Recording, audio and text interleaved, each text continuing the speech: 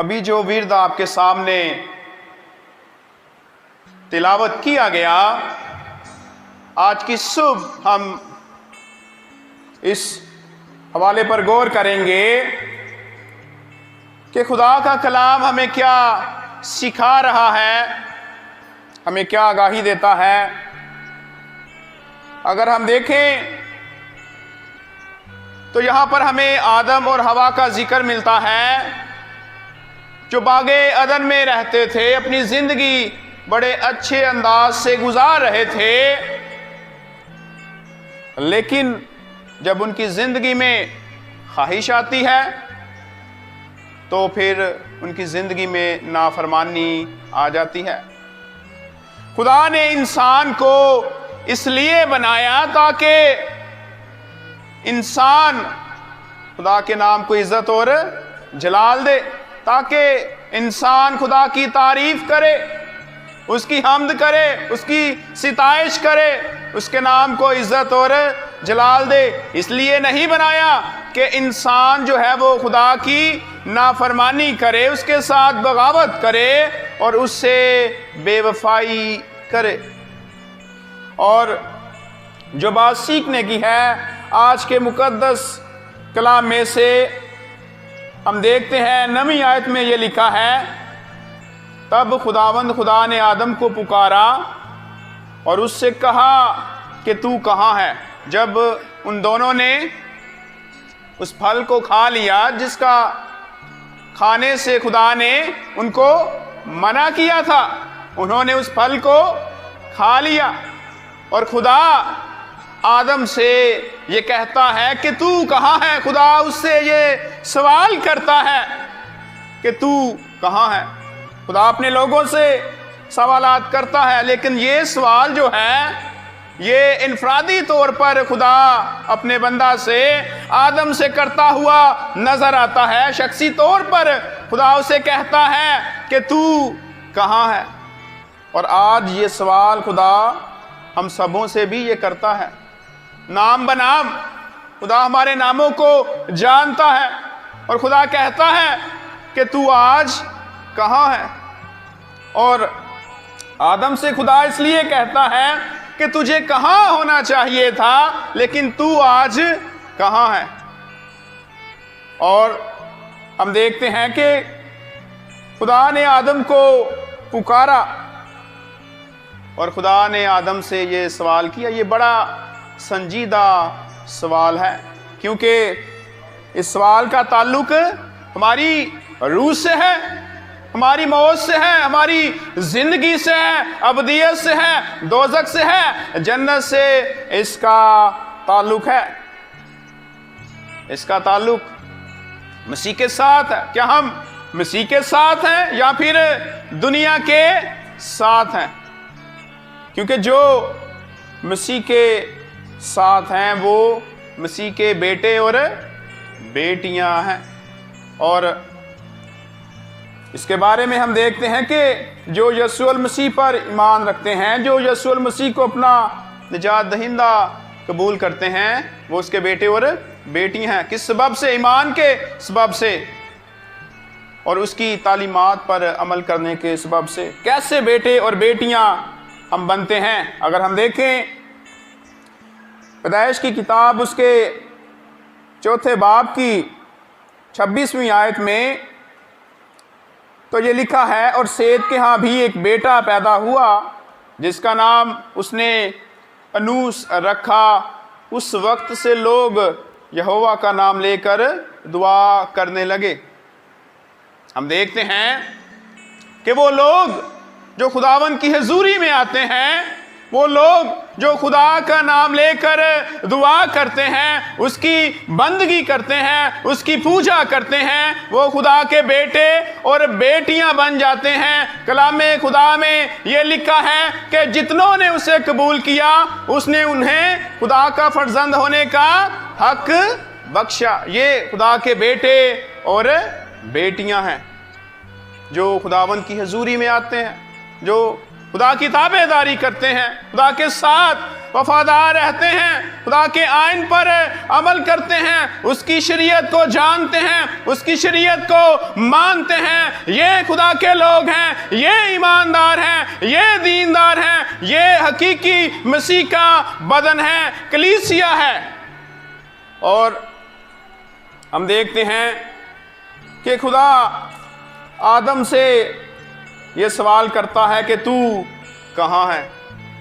اور یہی سوال خدا آج ہم سے بھی کرتا ہے کہ کیا ہم خدا کے فرزند ہیں یا پھر ابلیس کے فرزند ہیں؟ کیا ہم خدا کے پیچھے چلتے ہیں یا پھر ابلیس کے پیچھے چلتے ہیں، ابلیس کی پیروی کرتے ہیں؟ کلام خدا میں یہ لکھا ہے کہ اس جہاں کے ہم شکل نہ بنو، اس جہاں کے ہم شکل نہ بنو۔ خدا آج ہم سبوں سے یہ سوال کرتا ہے، کیا تو برائے نام مسیحی ہے یا پھر حقیقی مسیحی ہے؟ کیا تو برائے نام مسیحی ہے یا پھر حقیقی مسیحی ہے؟ کیا تو باقاعدگی کے ساتھ خدا کے گھر میں آتا ہے یا پھر تہواروں پر آتا ہے، یا پھر سال میں 1 مرتبہ، 2 مرتبہ، 3 مرتبہ، یا پھر 6 ماہ میں 1 مرتبہ، 2 مرتبہ، 3 مرتبہ خدا کے گھر میں آتا ہے، یا بڑی باقاعدگی کے ساتھ خدا کے گھر میں آتا ہے؟ کیا تو مسیح کے ساتھ ہے؟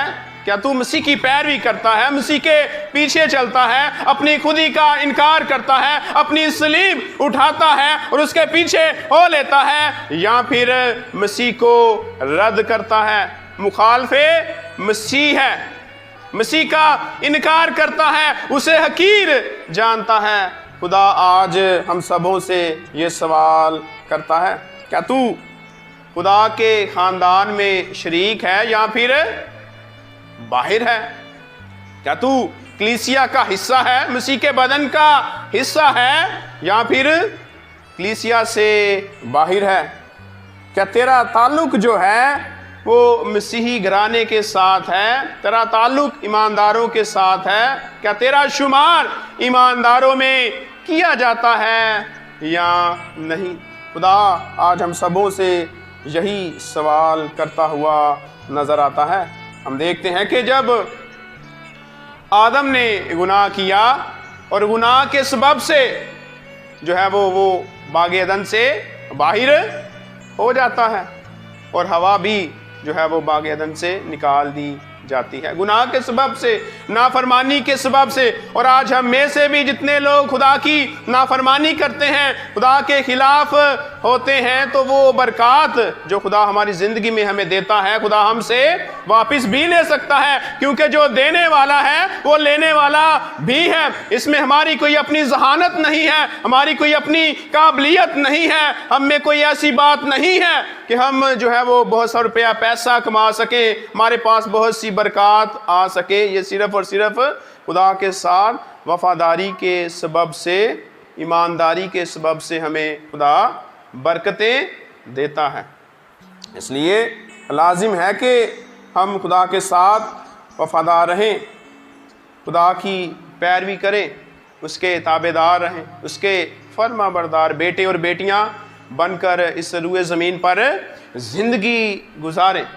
اب سوال یہ پیدا ہوتا ہے کہ ہم مسیح کی پیروی کرتے ہیں، اس کے بازوؤں میں ہیں، اور یا پھر ہم مسیح کے خلاف ہیں، اسے رد کرتے ہیں، اسے حقیر جانتے ہیں۔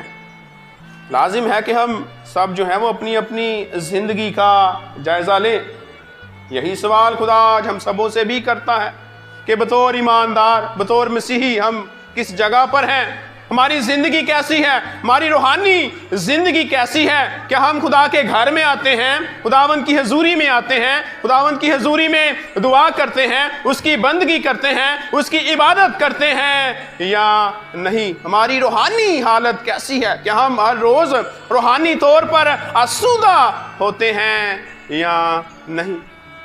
کیا میری زندگی دعائیہ ہے یا نہیں؟ آج خدا سے یہ پوچھیں، کیا ہے خداوند میں کیسی زندگی گزاروں؟ تو میری زندگی سے کیا چاہتا ہے؟ میری زندگی سے تیرا کیا منصوبہ ہے کہ میں کیا کروں؟ میں کس طرح سے خدا کی خدمت میں آؤں؟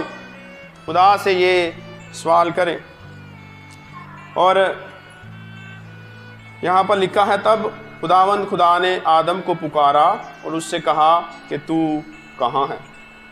خدا جانتا تھا کہ آدم گناہ کے سبب سے، نافرمانی کے سبب سے کھو چکا ہے، بھٹک چکا ہے۔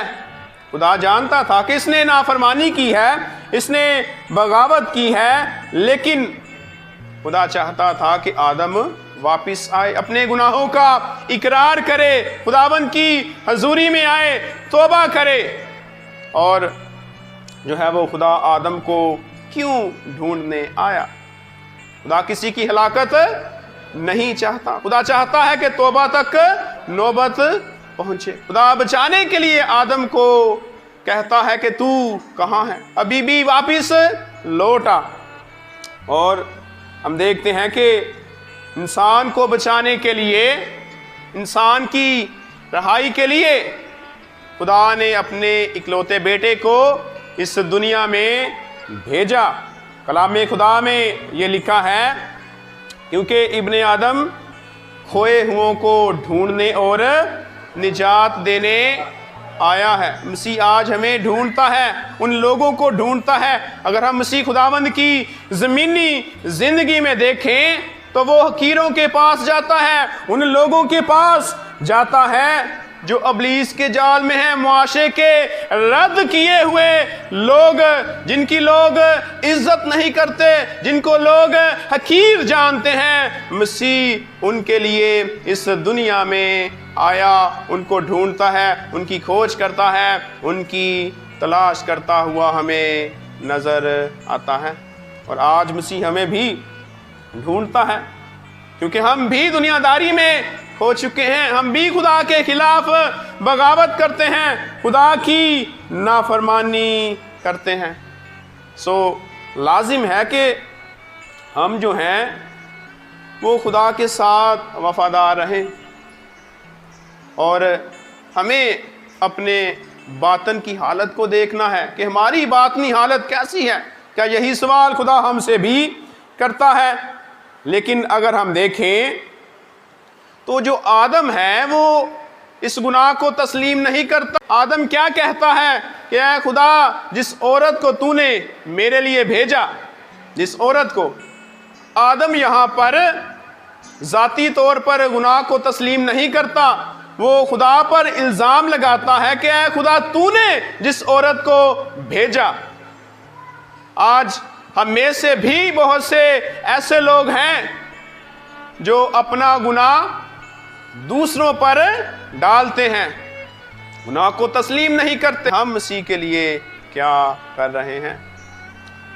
ضرورت اس بات کی ہے کہ ہم جو ہے وہ اپنی اپنی زندگی کا جائزہ لیں کہ آج ہم کس جگہ پر ہیں، کس مقام پر ہیں۔ کیا ہم گناہ کی حالت میں ہیں یا پھر ہم خدا کے ساتھ وفادار ہیں؟